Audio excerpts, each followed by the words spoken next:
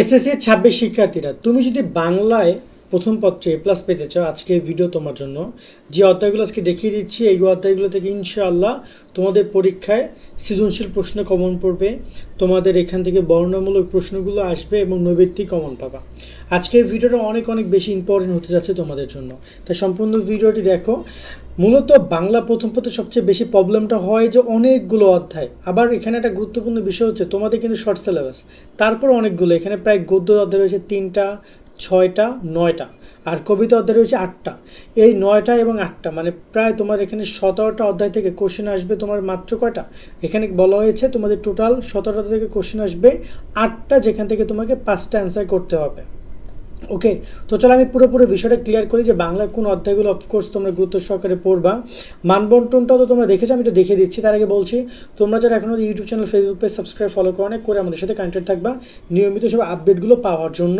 এবং যারা আমাদের এসএসসি 26 সাজেশন কোর্স এখনো জয়েন হও না, তারা চাইলে কোর্সে জয়েন হতে পারো, বিস্তারিত দেখে নাও। তুমি যদি এসএসসি 26 পরীক্ষা এ প্লাস পেতে চাও, তাহলে এখনই যুক্ত আমাদের 290 টাকার সাজেশন কোর্সে। এই কোর্সে তুমি পাচ্ছ সকল সাবজেক্টের 90% কমন সাজেশন, অধ্যায়ভিত্তিক সৃজনশীল প্রশ্ন, সংক্ষিপ্ত প্রশ্ন, উত্তর সহ সকল বিষয়ের এমসিকিউ শিট, এছাড়াও ইংরেজি গ্রামার অংশ উত্তর সহ সকল অধ্যায়ের গুরুত্বপূর্ণ ক এবং খ প্রশ্ন, অনলাইন পরীক্ষার সকল আপডেট, গত 10 বছরের প্রশ্ন এবং দৈনিক রুটিন।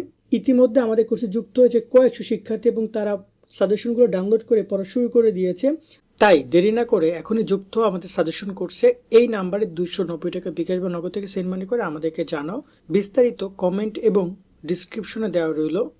আশা করি তুমি বিস্তারিত দেখেছো, চাইলে কোর্সে জয়েন হতে পারো। জয়েন হলে এরকমের শিটগুলো পাবা, যেখানে প্রত্যেকটা অধ্যায়ের জ্ঞানমূলক প্রশ্নগুলো পাচ্ছ, অনুধাবনমূলক প্রশ্নগুলো পাচ্ছ, সৃজনশীল প্রশ্নগুলো পাচ্ছ, এবং সবার শেষে ওই অধ্যায়ের ইম্পর্টেন্ট তোমাদের যে এমসিকিউ রয়েছে সেগুলোও তোমরা পাচ্ছ। মানে বলতে পারো এক প্রকার যে একটা অধ্যায়ের যা যা আছে সব কিছু তোমাদেরকে আমরা প্রোভাইড করছি আমাদের কোর্সের মধ্যে। এবং এটা কিন্তু শুধু বাংলায় না, এটা তোমাদের একই সাথে ইংরেজি, একই সাথে গণিত, একই সাথে ইসলাম, আইসিটি থেকে শুরু করে সকল বিষয়। এবং ইনশাল্লাহ এগুলো থেকে তোমাদের পরীক্ষা কমন আসবে। অর্থাৎ একটা অধ্যায় পড়ার জন্য তোমার যা যা দরকার, ধরো তোমার টার্গেট হচ্ছে আজকে আমি যে অধ্যায়গুলো দেখাচ্ছি এই অধ্যায়গুলো থেকে তোমরা কোন কোন প্রশ্নগুলো পরীক্ষা আসতে পারে সেগুলো আমরা সাজেশনে পাবা, সাজেশন শিটে সেগুলো তোমরা পেয়ে যাবা। এরকমের সকল বিষয় শিট তোমরা পাবা। এবার আমরা একটু জেনে নেই তোমরা এক্স্যাক্টলি কোন কোন অধ্যায়গুলোর উপরে প্রস্তুতি নিবা বা কোন কোন অধ্যায়গুলো পড়বা। দেখো, আগে আমি তোমাদেরকে একটু মানবন্টন ক্লিয়ার করি। গদ্য থেকে তোমার প্রশ্ন আসবে 2টা, কবিতা থেকে 2টা প্রশ্ন আসবে। ওকে, গদ্য থেকে 2টি, কবিতা থেকে 2টি, টোটাল 4টি প্রশ্ন উত্তর দেওয়া তোমাকে বাধ্যতামূলক, মানে তোমাকে দিতেই হবে। কোশ্চেন আসবে কিন্তু তোমার এখানে টোটাল 8টা কোশ্চেন আসবে। ওকে, যেখান থেকে তোমাকে টোটাল 5টা কোশ্চেন অ্যান্সার করতে হবে। 2টা কোশ্চেন দেওয়া বাধ্যতামূলক, আর বাকি একটা তুমি যে কোনো জায়গা থেকে দিতে পারো। তার মানে আমি গদ্য থেকে দিব 2টা, কবিতা থেকে 2টা দিব, আর বাকি যে একটা কোশ্চেন সেটা চাইলে আমি গদ্য থেকেও দিতে পারবো, চাইলে কবিতা থেকেও দিতে পারবো। তবে আমরা ট্রাই করবো এটাকে যেন গদ্য অংশ থেকে দেওয়ার জন্য। সো গদ্য অংশ থেকে দিলে আমি অনেক উদ্দীপকটা অনেক ইজি পেতে পারি, যার কারণে অ্যান্সারটা আমি প্রপারলি করতে পারি। তাছাড়া কবিতা থেকেও দিতে পারো যদি কমন পড়ে যায়, আলহামদুলিল্লাহ। সো আমার এই হচ্ছে ফার্স্ট একটা প্ল্যানিং। সেকেন্ড বিষয়টা হচ্ছে যে তোমরা এবারে আসলে কীভাবে অধ্যায়গুলো সিলেক্ট করবে। খেয়াল করে দেখো, এখানে কিছু অধ্যায় কিন্তু আমরা 5 স্টার দিয়ে রেখেছি, যেগুলো থেকে প্রশ্ন আসার সম্ভাবনা সবচেয়ে বেশি।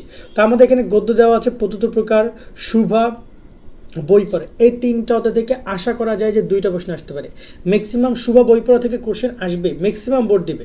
একদম এমন না যে সকল বোর্ডে আমাদের কথা অনুযায়ী চলবে, কোনো কোনো বোর্ড এদিক ওদিক হইতে পারে, যেহেতু এক একটা বোর্ডে এক এক রকম কোশ্চেন আসবে। তবে এই অধ্যায়গুলো শুভা বই পড়া মোস্ট ইম্পর্টেন্ট।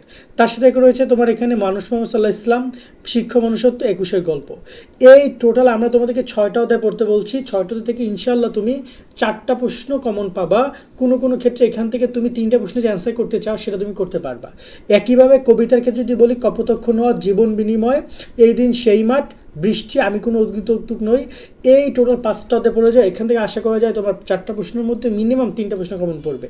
এছাড়া তোমাকে পাওয়ার জন্য স্বাধীনতা, বৈশাখী অধ্যায়গুলো পড়ে যেতে পারো, ওমর ফারুকও পড়তে পারো।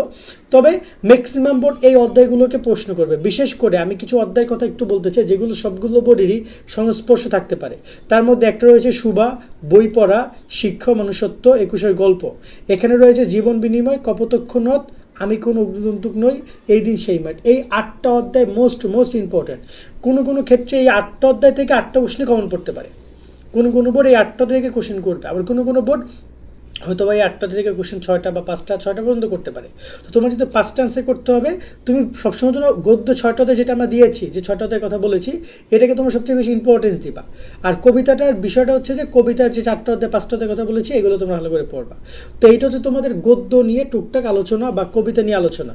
যদি আমরা কথা বলতে চাই তোমাদের উপন্যাস নিয়ে, উপন্যাস তো শুধুমাত্র 1971টা পড়তে হবে, যেখান থেকে তোমার প্রশ্ন আসবে কয়টা বলো তো? তোমার প্রশ্ন আসবে 4টা বর্ণমূলক প্রশ্ন হবে, যেগুলো 2টা অ্যান্সার করবা। তা আমাদের যে শিটটা রয়েছে এখানে তো সব বিষয়গুলো দেওয়া আছে, তোমার সাজেশন শিট।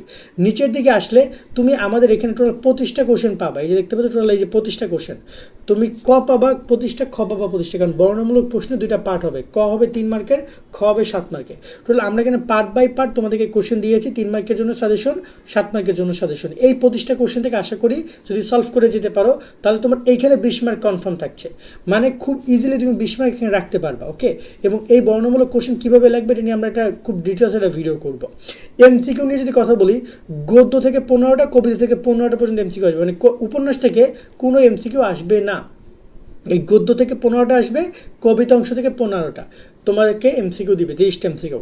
তো এখানে গদ্য থেকে প্রত্যেকটা অধ্যায় থেকে এমসিকিউ থাকবে। তবে এই যে পতিত প্রকাশ, শুভা, যে অধ্যায়গুলো আমরা 5 স্টার দিয়েছি, এই অধ্যায়গুলো যেগুলো তোমরা এখানে দেখতে পাচ্ছ 5 স্টার, এই অধ্যায়গুলো থেকে তোমাদের এমসিকিউর পরিমাণ বেশি আসতে পারে, যেগুলো 5 স্টার দেওয়া আছে। ওকে, সো তোমরা অবশ্যই এই অধ্যায়গুলোকে প্রায়োরিটি দিবা, যে অধ্যায়গুলো 5 স্টার দেওয়া আছে।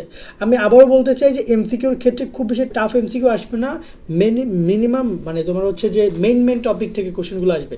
ঘুরে পাচ্ছে এমসিকিউ আসতে পারে 5-7টা, সেটা একটু টাফ হইতে পারে। বাট নর্মালি তুমি যদি মেইন বইগুলো পড়ে যাও, মূল ভাব পড়ে যাও, লেখক পরিচিতি দেখে যাও এবং তোমার মূল টপিকগুলো দেখে যেতে পারো, মেন ক্যারেক্টার, মেন টপিকগুলো, তাহলে আশা করা যায় তুমি এটা ভালো অ্যান্সার করতে পারবে, মিনিমাম 20+ অ্যান্সার করতে পারবা এমসিকিউ পারপাসে। তো এই হচ্ছে আপাতত তোমাদের সাজেশন। সুন্দর করে পড়ালেখা করে এই অধ্যায়গুলোর প্রতি বেশি ফোকাস দিও। তবে এখানে একটা কথা হচ্ছে এমসিকিউ পারপাস, যেমন ধরো তোমাদেরকে আমরা বলেছি পতিত প্রকাশ, শুভা, বই পড়া এবং মানুষ সাল্লাল্লাহু আলাইহি ওয়াসাল্লাম, শিক্ষা 1921 গল্প, এগুলো তুমি এমসিকিউ পড়ো এবং এই অধ্যায়গুলো তুমি এমসিকিউ পড়বে। বাকি থাকে কোনটা? এই যে আমাটির ভেবু, বাকি থাকে নিম গাছ, বাকি থাকে প্রবাস বন্ধু, এগুলো কিন্তু এমসিকিউ তোমাকে পড়তে হবে, এগুলো এমসিকিউ তোমাকে দেখে যেতে হবে। তো এই হচ্ছে কথা। যারা আমাদের কোর্সে এখনও জয়েন হয় না, জয়েন হতে পারে। প্রায় 1400-1500 শিক্ষার্থী কোর্সে জয়েন হয়ে ওরা শিটগুলো কালেক্ট করছে। জয়েন হলে এখনই তুমি সকল বিষয়ে শিট পাবা, শুধু বাংলা না, বাংলার সাথে ইংরেজি, আইসিটি, তোমার গণিত, ইসলাম, তোমার গ্রুপ সাবজেক্ট, মেইন সাবজেক্ট, সব সাবজেক্টে শিট পাবা।